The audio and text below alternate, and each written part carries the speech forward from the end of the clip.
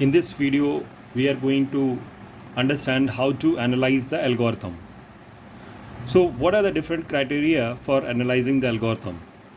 One of the criteria for analyzing the algorithm may be the time. Actually, algorithms are nothing, it is just a procedure for solving the problem, whether we do it manually using the pen and paper or writing the program and computer do it.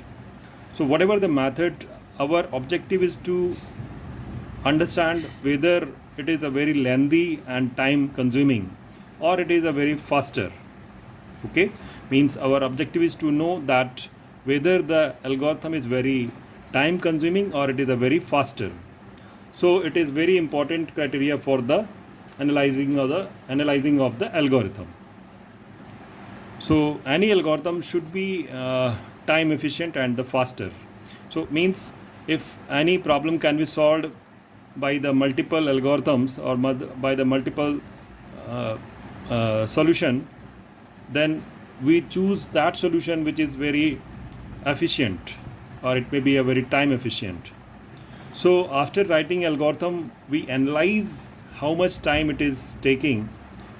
So as we know that analysis of the algorithm results in the form of time function, not in the form of clock time or watch time. Okay, that means here we represents the time in the form of a mathematical function, that is f of n.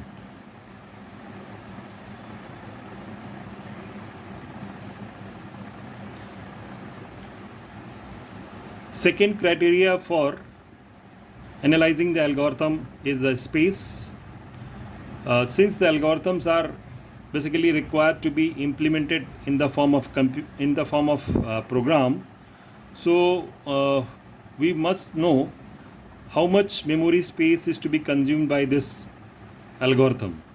Okay, so this can be the second criteria for analyzing the algorithm. That means whatever the algorithm we are writing, that should take lesser memory space. Okay, further we can have some more analyzing criteria, but these are the two major criteria which we'll consider throughout the course. Other criteria for analyzing the algorithm may be like number of instructions represented by the computer or the processor, number of registers to be used by the processor. Clock rate of the computer can also be the criteria of the analyzing the algorithm. Okay, so let us understand the analyzing of an algorithm with the help of this example.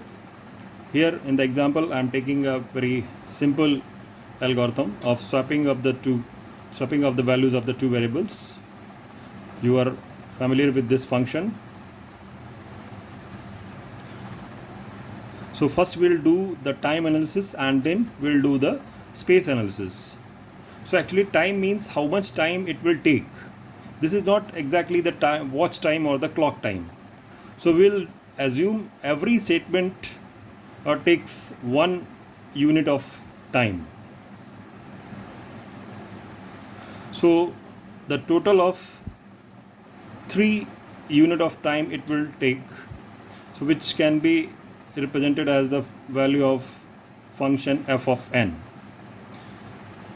So when we represent this function value in the big O notation, we represent it as order of 1.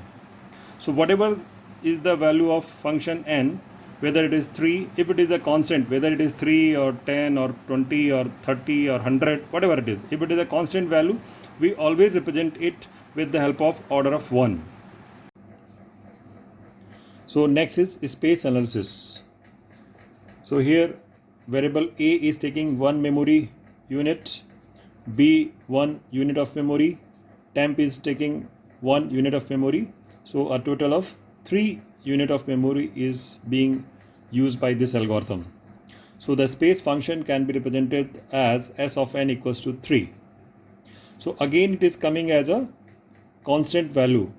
The space function is produced as a constant value.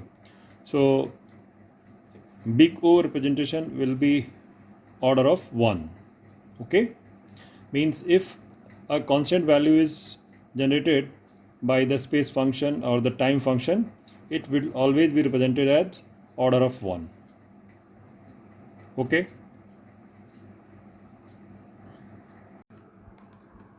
thank you for watching. Please subscribe my channel and like and comment.